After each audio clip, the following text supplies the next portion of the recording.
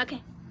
All right, so today we're just gonna learn how to do a simple polo wrap. So you can do lots of fancy things with like Escadron Climatex bandages underneath, which is actually what I prefer, but we're just gonna start with a simple polo wrap. I really like to use these because I feel like it adds a bit more protection higher up and down on the leg, and you'll see when we do our polo, than regular boots do.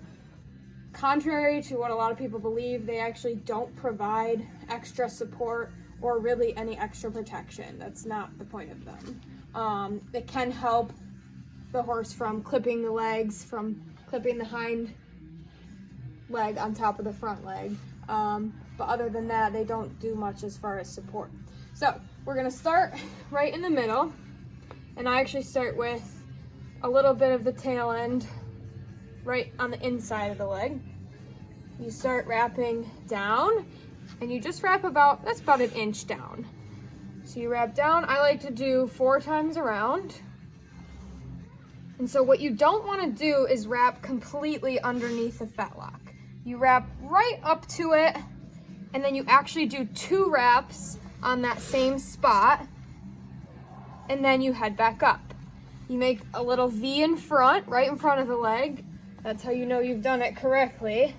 And then you start to go back up.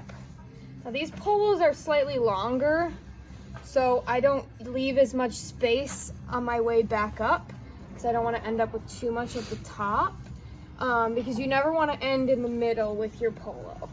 You start in the middle, go down to the bottom, go all the way up to the top, and then you actually end in the top. So I put my polos literally right underneath the knee. So I do them up pretty high. And that's why I like them a bit better than boots, because they just cover more of the leg. So if they were to hit themselves, it provides a little bit more protection. You don't really want to use these on hot days either.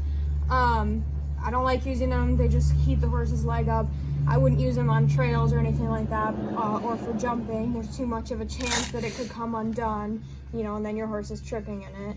But these are really good, and this is what I use for the flat. So this is polo wrapping on the front leg, and then next we'll go to the back.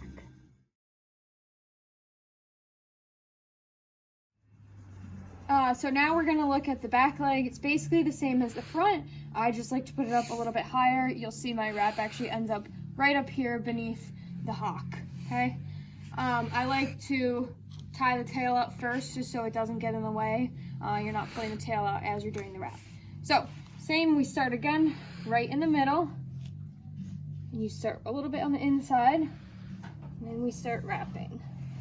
So on the back, I actually do 5 down instead of 4 because it's a bit longer.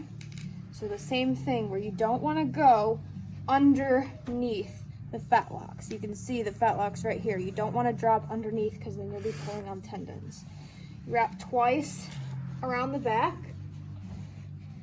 create V in the front, and then we start to go back up. Make sure that there's no wrinkles. We've got nice even lines as we go along. And like I said, I wrap pretty high, but it's still the same as the front. You end right below where the hock is. And there we have our back bandage.